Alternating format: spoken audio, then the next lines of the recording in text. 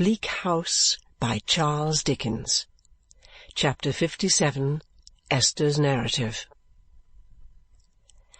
I had gone to bed and fallen asleep when my guardian knocked at the door of my room and begged me to get up directly. On my hurrying to speak to him and learn what had happened, he told me, after a word or two of preparation, that there had been a discovery at Sir Leicester Dedlock's, that my mother had fled, that a person was now at our door who was empowered to convey to her the fullest assurances of affectionate protection and forgiveness if he could possibly find her, and that I was sought for to accompany him in the hope that my entreaties might prevail upon her if his failed.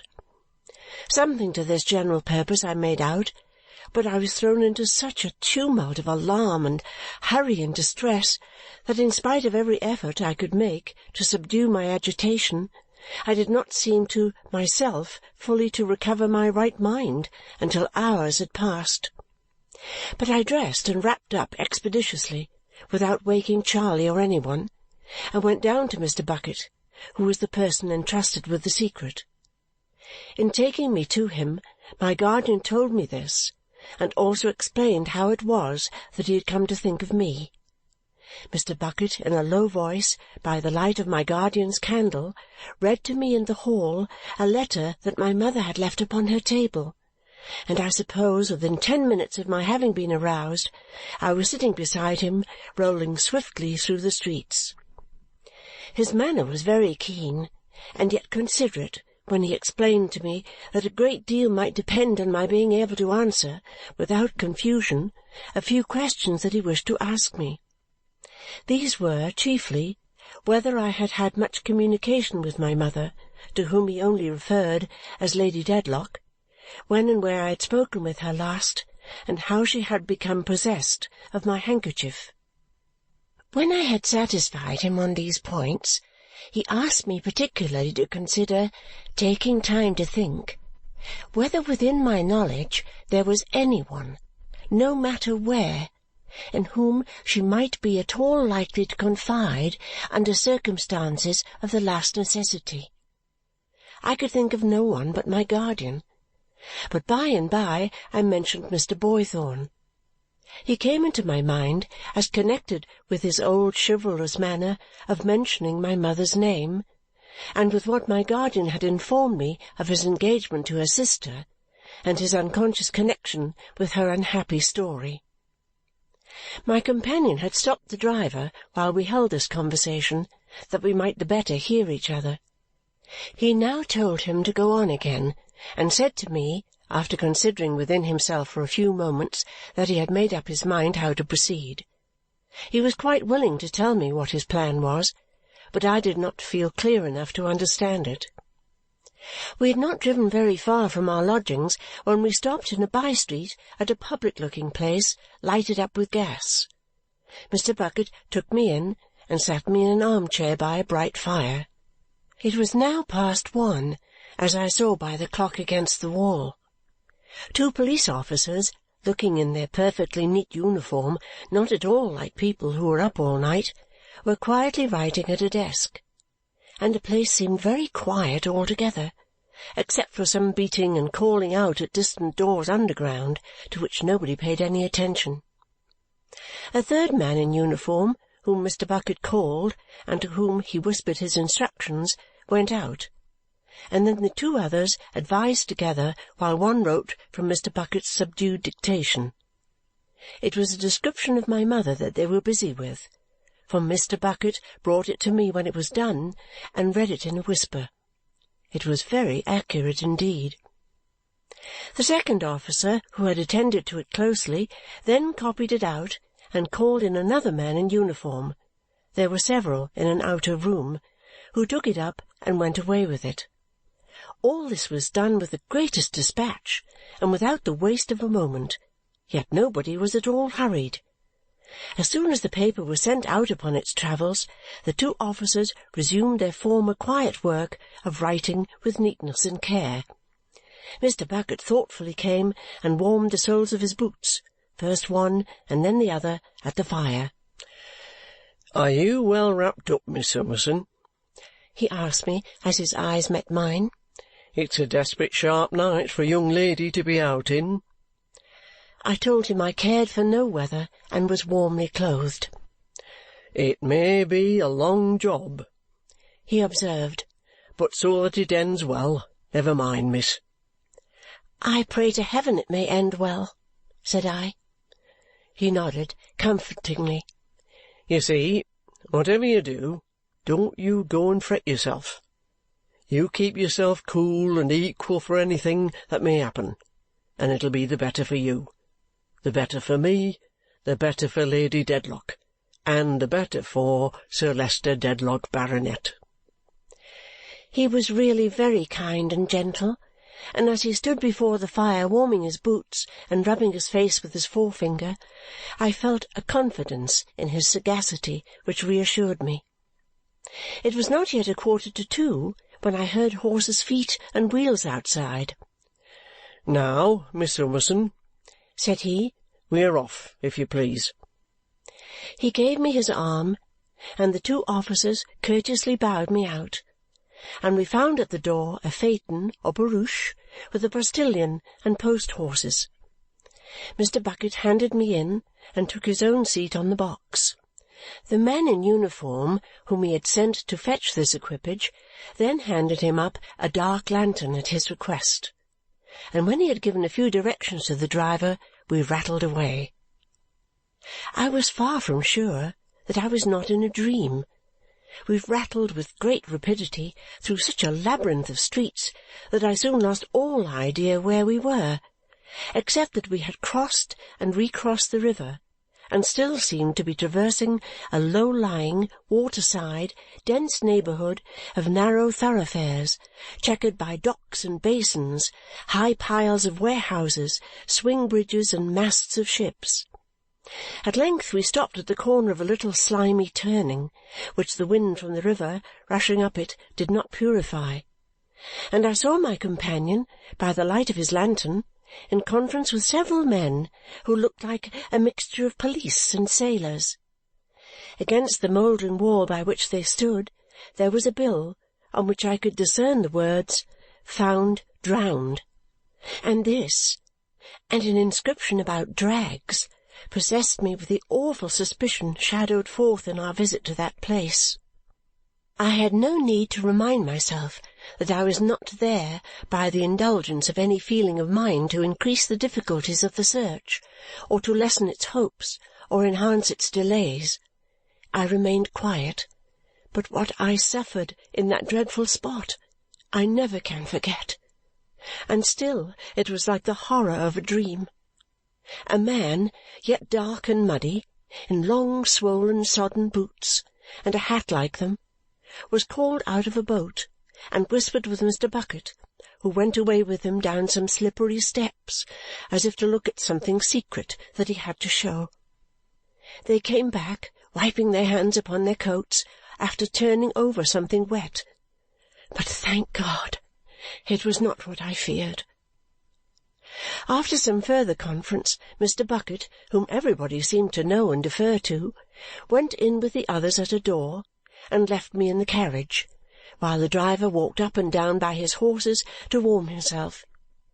The tide was coming in, as I judged from the sound it made, and I could hear it break at the end of the alley with a little rush towards me. It never did so, and I thought it did so, hundreds of times, in what can have been at the most 1/4 of an hour, and probably was less. But the thought shuddered through me that it would cast my mother at the horse's feet. Mr. Bucket came out again, exhorting the others to be vigilant, darkened his lantern, and once more took his seat. "Don't you be alarmed, Miss Summerson, on account of our coming down here," he said, turning to me. "I only want to have everything in train, and to know that it is in train by looking after it myself. Get on, my lad." We appeared to retrace the way we had come. Not that I had taken note of any particular objects in my perturbed state of mind, but judging from the general character of the streets. We called at another office or station for a minute and crossed the river again. During the whole of this time and during the whole search my companion, wrapped up on the box, never relaxed in his vigilance a single moment. But when we crossed the bridge he seemed, if possible, to be more on the alert than before. He stood up to look over the parapet. He alighted and went back after a shadowy female figure that flitted past us, and he gazed into the profound black pit of water with a face that made my heart die within me. The river had a fearful look, so overcast and secret, creeping away so fast between the low flat lines of shore, so heavy with indistinct and awful shapes, both of substance and shadow, so death-like and mysterious. I have seen it many times since then, by sunlight and by moonlight, but never free from the impressions of that journey. In my memory, the lights upon the bridge are always burning dim. The cutting wind is eddying round the homeless woman whom we pass. The monotonous wheels are whirling on, and the light of the carriage lamps, reflected back, looks palely in upon me, a face rising out of the dreaded water. Clattering and clattering through the empty streets, we came at length from the pavement on to dark smooth roads, and began to leave the houses behind us. After a while I recognized the familiar way to St. Albans. At Barnet fresh horses were ready for us, and we changed and went on. It was very cold indeed, and the open country was white with snow, though none was falling then. "An old acquaintance of yours, this road, Miss Summerson?" said Mr. Bucket cheerfully. "Yes," I returned. "Have you gathered any intelligence?" "None that can be quite depended on as yet," he answered, "but it's early times as yet." He had gone into every late or early public house where there was a light. They were not a few at that time, the road being then much frequented by drovers, and had got down to talk to the turnpike keepers. I had heard him ordering drink and chinking money and making himself agreeable and merry everywhere, but whenever he took his seat upon the box again, his face resumed its watchful steady look, and he always said to the driver, in the same business tone, "Get on, my lad." With all these stoppages, it was between 5 and 6 o'clock, and we were yet a few miles short of St. Albans, when he came out of one of these houses and handed me in a cup of tea. "Drink it, Miss Summerson. It'll do you good. You're beginning to get more yourself now, ain't you?" I thanked him and said I hoped so. "You was what you may call stunned at first," he returned, "and, Lord, no wonder. Don't speak loud, my dear. It's all right. She's on ahead." I don't know what joyful exclamation I made or was going to make, but he put up his finger, and I stopped myself. "Passed through here on foot this evening about 8 or 9. I heard of her first at the Archway toll over at Highgate, but couldn't make quite sure. Traced her all along, on and off, picked her up at one place and dropped her at another, but she's before us now, safe. Take hold of this cup and saucer, ostler. Now, if you wasn't brought up to the butter trade, look out and see if you can catch 1/2 crown in your t'other hand. 1, 2, 3, and there you are. Now, my lad, try a gallop."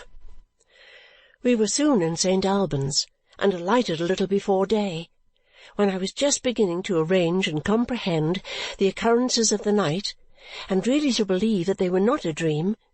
Leaving the carriage at the posting-house and ordering fresh horses to be ready, my companion gave me his arm, and we went towards home. "As this is your regular abode, Miss Summerson, you see," he observed, "I should like to know whether you've been asked for by any stranger answering the description, or whether a Mr. Jarndyce has. I don't much expect it, but it might be." As we ascended the hill, he looked about him with a sharp eye. The day was now breaking, and reminded me that I had come down it one night, as I had reason for remembering, with my little servant and poor Joe, whom he called Tuffy. I wondered how he knew that. "When you passed a man upon the road just yonder, you know," said Mr. Bucket. Yes, I remember that too, very well. "That was me," said Mr. Bucket. Seeing my surprise, he went on, "I drove down in a gig that afternoon to look after that boy. You might have heard my wheels when you came out to look after him yourself, for I was aware of you and your little maid going up when I was walking the horse down. Making an inquiry or two about him in the town, I soon heard what company he was in, and was coming among the brick-fields to look for him when I observed you bringing him home here." Had he committed any crime? I asked. "None was charged against him," said Mr. Bucket, coolly lifting off his hat. "But I suppose he wasn't over-particular. No, what I wanted him for was in connexion with keeping this very matter of Lady Dedlock quiet. He had been making his tongue more free than welcome as to a small accidental service he had been paid for by the deceased Mr. Tulkinghorn, and it wouldn't do, at any sort of price, to have him playing those games. So, having warned him out of London, I made an afternoon of it to warn him to keep out of it now he was away, and to go farther from it and maintain a bright look-out that I didn't catch him coming back again." "Poor creature!" said I. "Poor enough," assented Mr. Bucket. "and trouble enough, and well enough away from London or anywhere else. I was regularly turned on my back when I found him taken up by your establishment, I do assure you." I asked him why. "Why, my dear?" said Mr. Bucket. "Naturally, there was no end to his tongue then. He might as well have been born with a yard and a half of it, and a remnant over." Although I remember this conversation now, my head was in confusion at the time, and my power of attention hardly did more than enable me to understand that he entered into these particulars to divert me. With the same kind intention, manifestly, he often spoke to me of indifferent things, while his face was busy with the one object that we had in view. He still pursued this subject as we turned in at the garden gate. "Ah!" said Mr. Bucket. "Here we are, and a nice retired place it is. Puts a man in mind of the country house in the woodpecker tapping, that was known by the smoke which so gracefully curled. They're early with the kitchen fire, that denotes good servants. But what you've always got to be careful of with servants is who comes to see 'em. You never know what they're up to if you don't know that. And another thing, my dear, whenever you find a young man behind the kitchen door, you give that young man in charge on suspicion of being secreted in a dwelling-house with an unlawful purpose." We were now in front of the house. He looked attentively and closely at the gravel for footprints before he raised his eyes to the windows. "Do you generally put that elderly young gentleman in the same room when he's on a visit here, Miss Summerson?" he inquired, glancing at Mr. Skimpole's usual chamber. "You know Mr. Skimpole?" said I. "What do you call him again?" returned Mr. Bucket, bending down his ear. "Skimpole, is it? I've often wondered what his name might be. Skimpole. Not John, I should say, nor yet Jacob." "Harold," I told him. "Harold. Yes. He's a queer bird, is Harold," said Mr. Bucket, eyeing me with great expression. "He is a singular character," said I. "No idea of money," observed Mr. Bucket. "He takes it, though." I involuntarily returned for answer that I perceived Mr. Bucket knew him. "Why, now I'll tell you, Miss Summerson," he replied, "your mind will be all the better for not running on one point too continually, and I'll tell you for a change. It was him as pointed out to me where Tuffy was. I made up my mind that night to come to the door and ask for Tuffy, if that was all. But, willing to try a move or so first, if any such was on the board, I just pitched up a morsel of gravel at that window where I saw a shadow. As soon as Harold opens it, and I've had a look at him, thinks I, you're the man for me. So I smoothed him down a bit about not wanting to disturb the family after they was gone to bed, and about its being a thing to be regretted that charitable young ladies should harbour vagrants, and then, when I pretty well understood his ways, I said I should consider a £5 note well bestowed if I could relieve the premises of Tuffy without causing any noise or trouble. Then says he, lifting up his eyebrows in the gayest way, "It's no use mentioning a £5 note to me, my friend, because I'm a mere child in such matters and have no idea of money." Of course I understood what his taking it so easy meant, and being now quite sure he was the man for me, I wrapped the note round a little stone and threw it up to him. Well, he laughs and beams, and looks as innocent as you like, and says, "But I don't know the value of these things. What am I to do with this?" "Spend it, sir," says I. "But I shall be taken in," he says. "They won't give me the right change. I shall lose it. It's no use to me." Lord, you never saw such a face as he carried it with. Of course he told me where to find Tuffy, and I found him. I regarded this as very treacherous on the part of Mr. Skimpole towards my guardian, and as passing the usual bounds of his childish innocence. "Bounds, my dear?" returned Mr. Bucket. "Bounds? Now, Miss Summerson, I'll give you a piece of advice that your husband will find useful when you're happily married and have got a family about you. Whenever a person says to you that they are as innocent as can be in all concerning money, look well after your own money, for they are dead certain to collar it if they can. Whenever a person proclaims to you, in worldly matters I'm a child, you consider that that person is only a crying off from being held accountable, and that you've got that person's number, and it's number 1. Now, I'm not a poetical man myself, except in a vocal way when it goes round a company, but I'm a practical one, and that's my experience. So's this rule. Fast and loose in one thing, fast and loose in everything. I never knew it to fail. No more will you, nor no one. With which caution to the unwary, my dear, I take the liberty of pulling this here bell, and so go back to our business." I believe it had not been for a moment out of his mind, any more than it had been out of my mind, or out of his face.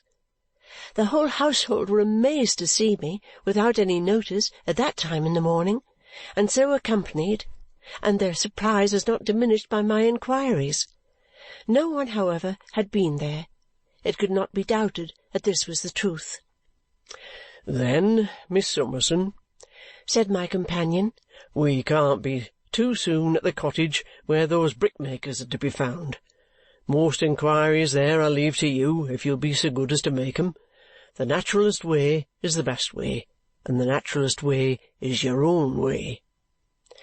We set off again immediately. On arriving at the cottage, we found it shut up and apparently deserted, but one of the neighbours who knew me and who came out when I was trying to make some one hear informed me that the 2 women and their husbands now lived together in another house made of loose, rough bricks, which stood on the margin of the piece of ground where the kilns were, and where the long rows of bricks were drying. We lost no time in repairing to this place, which was within a few 100 yards, and as the door stood ajar, I pushed it open. There were only 3 of them sitting at breakfast, the child lying asleep on a bed in the corner. It was Jenny, the mother of the dead child, who was absent.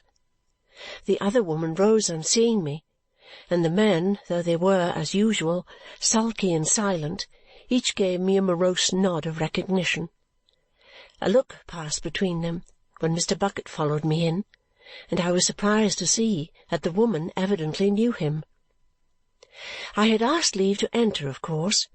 Liz, the only name by which I knew her, rose to give me her own chair, but I sat down on a stool near the fire, and Mr. Bucket took a corner of the bedstead.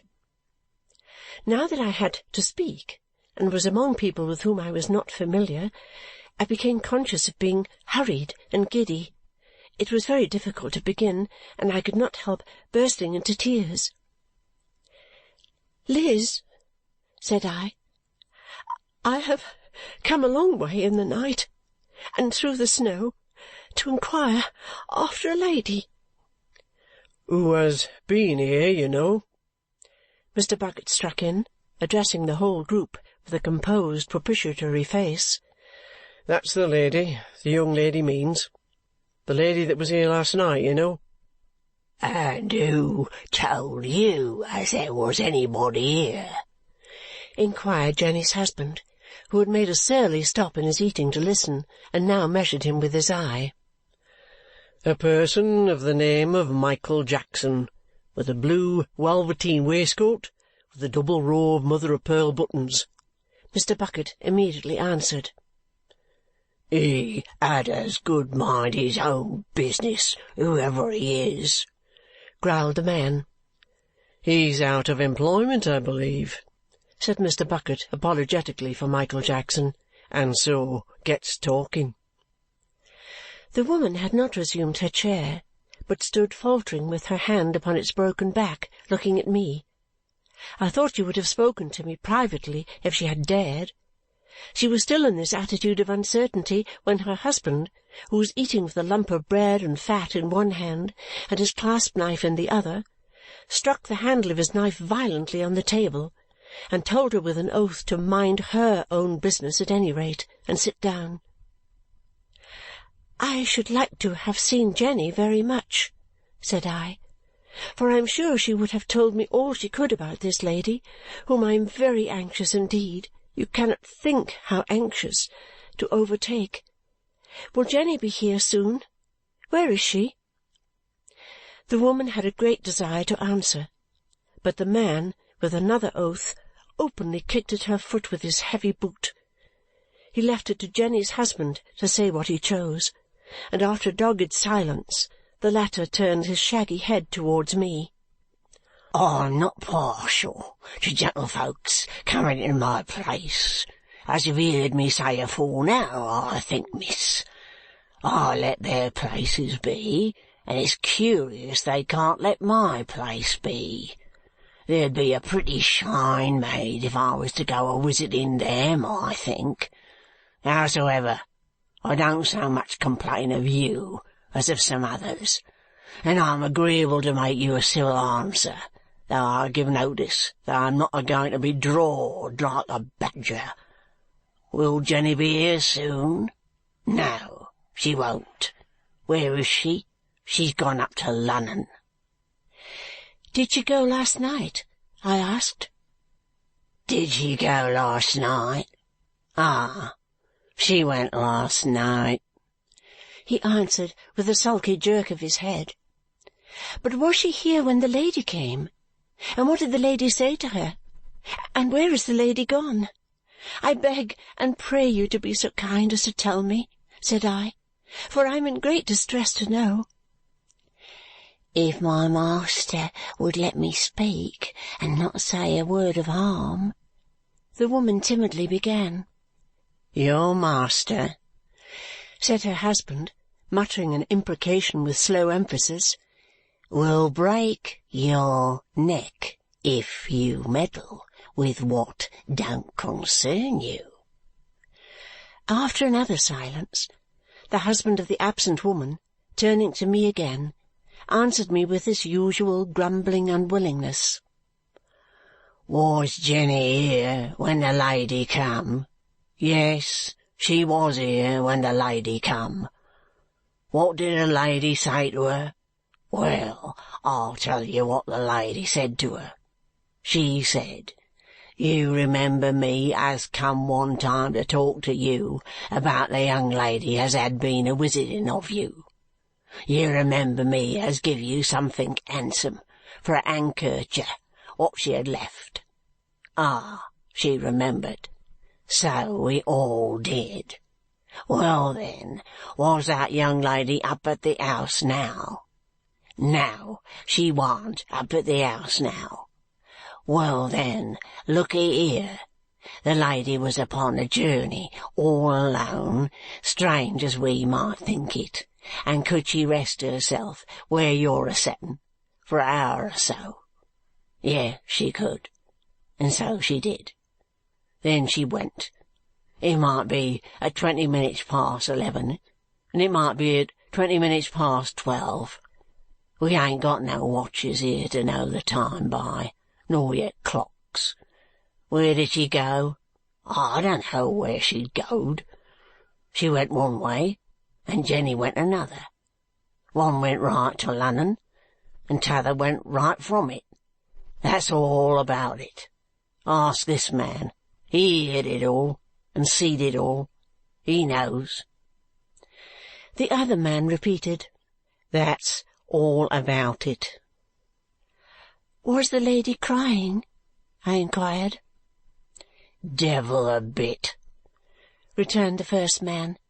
Her shoes was the worse, and her clothes was the worse, but she warn't, not as I see. The woman sat with her arms crossed and her eyes upon the ground. Her husband had turned his seat a little so as to face her, and kept his hammer-like hand upon the table as if it were in readiness to execute his threat if she disobeyed him. "I hope you will not object to my asking your wife," said I, "how the lady looked." "Come, then," he gruffly cried to her. "You hear what she says. Cut it short and tell her." "Bad," replied the woman. "Pale and exhausted. Very bad." "Did she speak much?" "Not much, but her voice was hoarse." She answered, looking all the while at her husband for leave. "Was she faint?" said I. "Did she eat or drink here?" "Go on," said the husband in answer to her look. "Tell her, and cut it short." "She had a little water, miss, and Jenny fetched her some bread and tea, but she hardly touched it.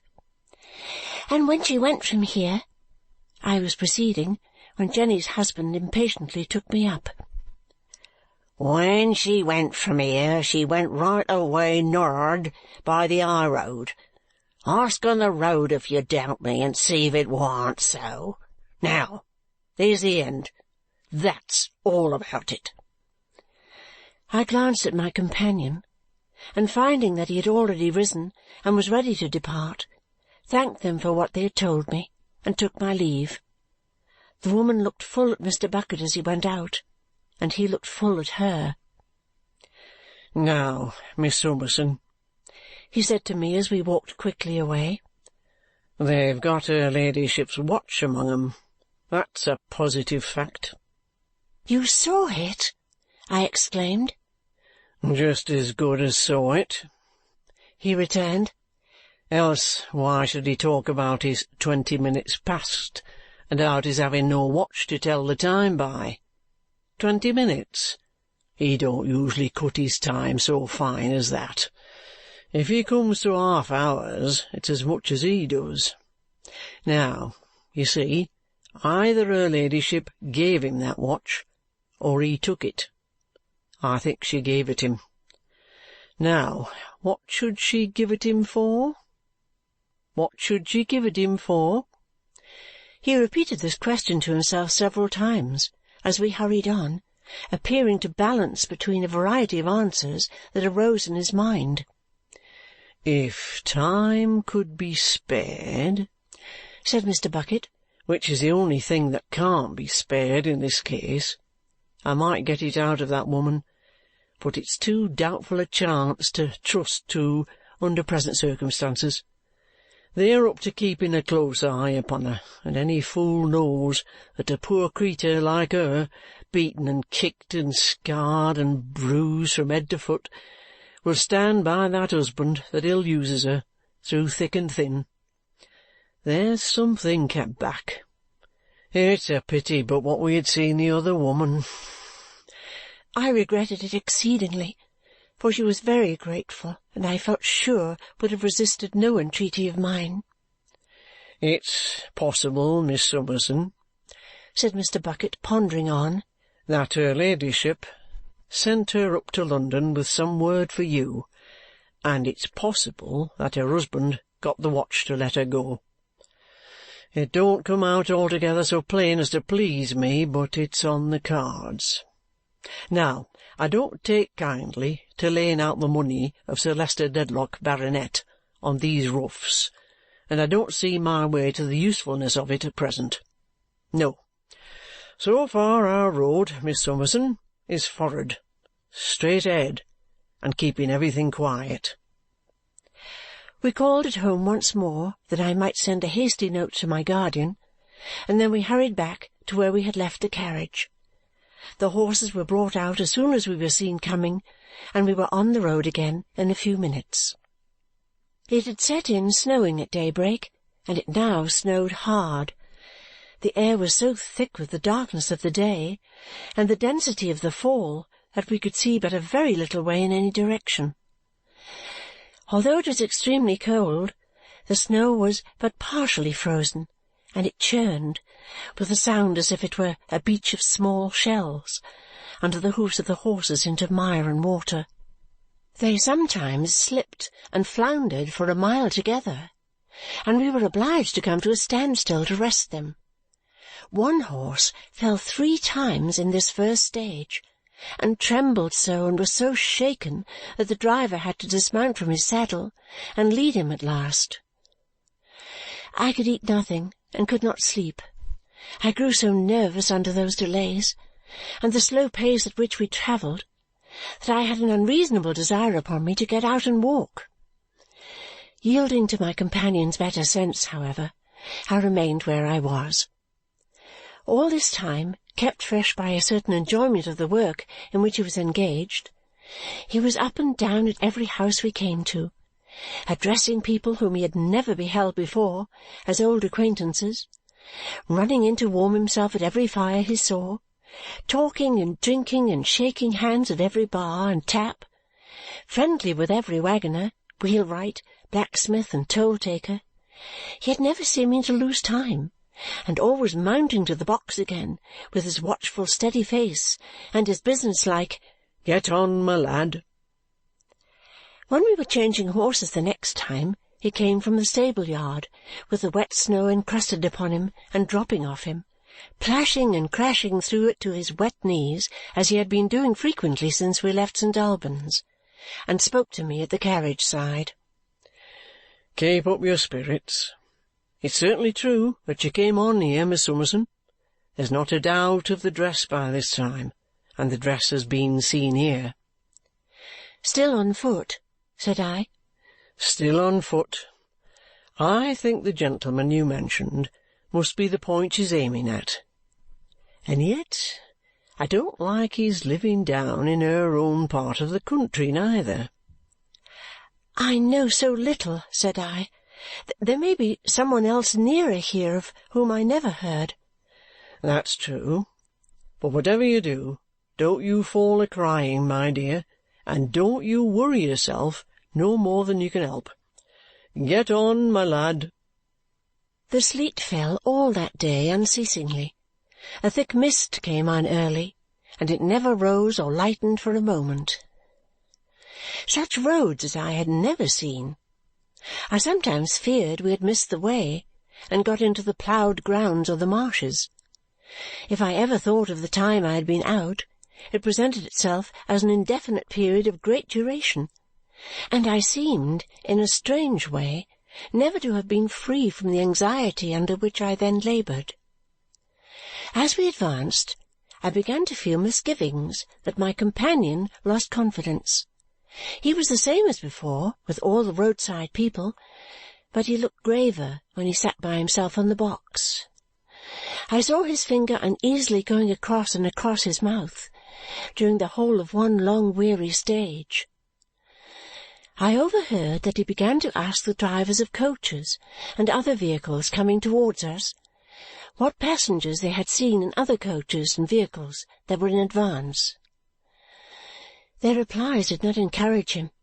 He always gave me a reassuring beck of his finger and lift of his eyelid as he got upon the box again, but he seemed perplexed now when he said, "Get on, my lad." At last, when we were changing, he told me that he had lost the track of the dress so long that he began to be surprised. It was nothing, he said, to lose such a track for one while, and to take it up for another while, and so on. But it had disappeared here in an unaccountable manner, and we had not come upon it since.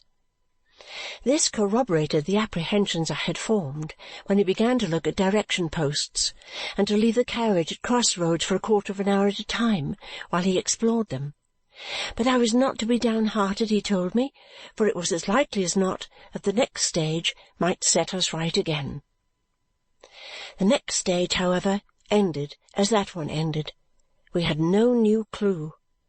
There was a spacious inn here, solitary, but a comfortable, substantial building, and as we drove in under a large gateway, before I knew it, where a landlady and her pretty daughters came to the carriage door, entreating me to alight and refresh myself while the horses were making ready, I thought it would be uncharitable to refuse. They took me upstairs to a warm room and left me there. It was at the corner of the house, I remember, looking two ways. On one side to a stable-yard open to a by-road, where the ostlers were unharnessing the splashed and tired horses from the muddy carriage, and beyond that to the by-road itself, across which the sign was heavily swinging, on the other side to a wood of dark pine-trees. Their branches were encumbered with snow, and it silently dropped off in wet heaps while I stood at the window. Night was setting in, and its bleakness was enhanced by the contrast of the pictured fire glowing and gleaming in the window-pane. As I looked among the stems of the trees and followed the discoloured marks in the snow where the thaw was sinking into it and undermining it, I thought of the motherly face brightly set off by daughters that had just now welcomed me, and of my mother lying down in such a wood to die. I was frightened when I found them all about me, but I remembered that before I fainted I tried very hard not to do it, and that was some little comfort. They cushioned me up on a large sofa by the fire, and then the comely landlady told me that I must travel no further to-night, but must go to bed. But this put me into such a tremble lest they should detain me there that she soon recalled her words and compromised for a rest of half an hour. A good endearing creature she was. She and her 3 fair girls all so busy about me. I was to take hot soup and broiled fowl, while Mr. Bucket dried himself and dined elsewhere. But I could not do it when a snug round table was presently spread by the fireside, though I was very unwilling to disappoint them. However, I could take some toast and some hot negus, and as I really enjoyed that refreshment, it made some recompense. Punctual to the time, at the half-hour's end, the carriage came rumbling under the gateway, and they took me down, warmed, refreshed, comforted by kindness, and safe, I assured them, not to faint any more. After I had got in and taken a grateful leave of them all, the youngest daughter, a blooming girl of 19, who was to be first married, they had told me, got upon the carriage step, reached in, and kissed me. I have never seen her from that hour, but I think of her to this hour as my friend. The transparent windows, with the fire and light looking so bright and warm from the cold darkness out of doors, were soon gone, and again we were crushing and churning the loose snow. We went on with toil enough, but the dismal roads were not much worse than they had been, and the stage was only 9 miles.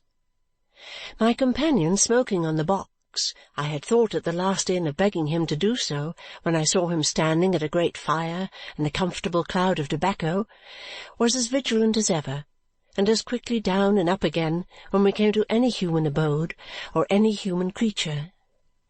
He had lighted his little dark lantern, which seemed to be a favourite with him, for we had lamps to the carriage, and every now and then he turned it upon me to see that I was doing well.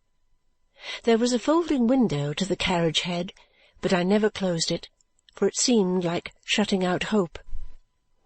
We came to the end of the stage, and still the lost trace was not recovered. I looked at him anxiously when we stopped to change, but I knew by his yet graver face, as he stood watching the ostlers, that he had heard nothing.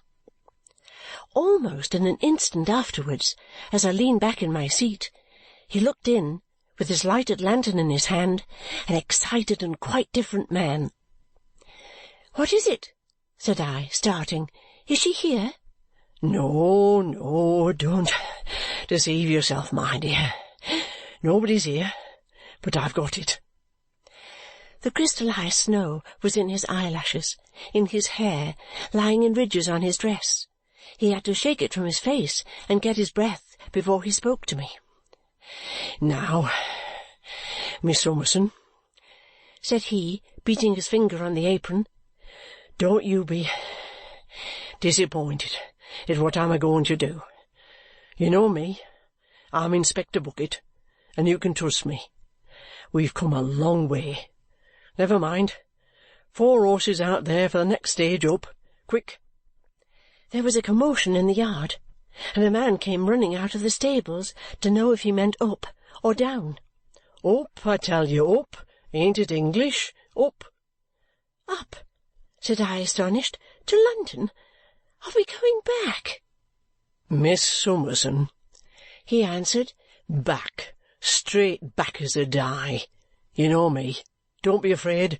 I'll follow the other, by God." "The other?" I repeated. "Who?" "You called her Jenny, didn't you? I'll follow her. Bring those 2 pair out here for a crown, my man. Wake up, some of you." "You will not desert this lady we are in search of? You will not abandon her on such a night, and in such a state of mind as I know her to be in?" said I, in an agony, and grasping his hand. "You're right, my dear. I won't. But I'll follow the other. Look alive here with them horses. Send a man for'ard in the saddle to the next stage, and let him send another for'ard again, and order 4 on, up, right through. My darling, don't you be afraid." These orders and the way in which he ran about the yard, urging them, caused a general excitement that was scarcely less bewildering to me than the sudden change. But in the height of the confusion, a mounted man galloped away to order the relays, and our horses were put to with great speed. "My dear," said Mr. Bucket, jumping to his seat and looking in again, "you'll excuse me if I'm too familiar. Don't you fret and worry yourself no more than you can help. I say nothing else at present, but you know me, my dear. Now, don't you?" I endeavoured to say that I knew he was far more capable than I of deciding what we ought to do, but was he sure that this was right? Could I not go forward by myself in search of— I grasped his hand again in my distress and whispered it to him. "Of my own mother?" "My dear," he answered, I know. And would I put you wrong, do you think? Inspector Bucket. Now you know me, don't you?" What could I say but yes? "Then you keep up as good a heart as you can, and you rely upon me for standing by you, no less than by Sir Leicester Dedlock, Baronet. Now, are you right there?" "All right, sir." "Off she goes, then, and get on, my lads." We were again upon the melancholy road by which we had come, tearing up the miry sleet and thawing snow as if they were torn up by a water-wheel. End of chapter 57.